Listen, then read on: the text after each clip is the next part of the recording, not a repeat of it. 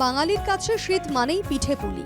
তবে কালের নিয়মে অনেকের কাছেই এখন অজানা এই পিঠে পুলির ভিন্ন ধরন।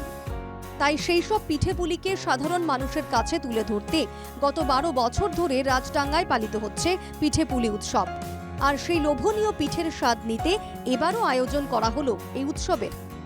এবার এই উৎসব 13 বছরে পা দিল।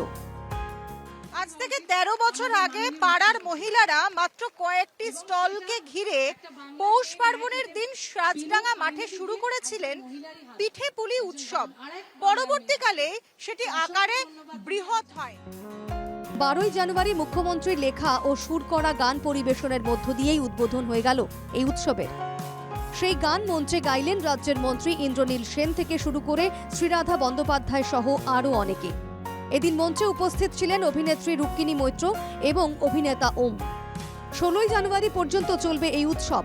ভিন্ন ধরনের লোভনীয় পিঠেপুলির পাশাপাশি প্রতিদিনই থাকছে নানান সাংস্কৃতিক অনুষ্ঠান। মূল যে উদ্যোক্তা সুশান্ত, ও আমার ছোট ভাইয়ের মতো। ও সবসময় একটা নতুন কিছু করতে চায়। আর আমাদের মাননীয় মুখ্যমন্ত্রী প্রশাসক হিসাবে খালি বাংলার মানুষের কাছে না, ভারতবর্ষের কাছে, পৃথিবীর কাছে সুপরিচিত। কিন্তু প্রশাসকের বাইরেও তার যে শিল্পী সত্তা রয়েছে, এবং 2011 পর থেকে আমার যতদূর জানা প্রায় 200 গান উনি লিখেছেন, সুর করেছেন। আমরা ব্যক্তিগতভাবে আমাদের প্রোগ্রামে গাই, কিন্তু সবাই মিলে ফর দ্য ফার্স্ট টাইম একডালি ওনার গান এই পরিবেশন ইউনিক আইডিয়া। কিন্তু এইভাবে খালি দিদির গান নিয়ে প্রোগ্রাম পশ্চিমবাংলায় প্রথম রাজডাঙ্গা পিঠেপুলি উৎসবই হলো। তো এখন এই প্রোগ্রামটা মানুষ অপেক্ষা করে থাকে কবে এটা শুরু হবে। মকর সংক্রান্তির প্রাককালে পিঠেপুলি উৎসব আজকে বাংলার একটা নাম, এবং এটা 5 দিন ধরে চলবে 16 তারিখ পর্যন্ত। 16 তারিখে আমরা এই অনুষ্ঠানটা শেষ করব। বাড়তি আকর্ষণ এবছর আমরা মাননীয় মুখ্যমন্ত্রী মমতা বন্দ্যোপাধ্যায়ের যে সমস্ত গানগুলোর সুর দিয়েছেন এবং কথা লিখেছেন, তার কিছু আংশিক গান আমরা এখানে মঞ্চস্থ করছি এবং আমরা ওনার শিল্পী সত্তাকে সম্মান জানাচ্ছি।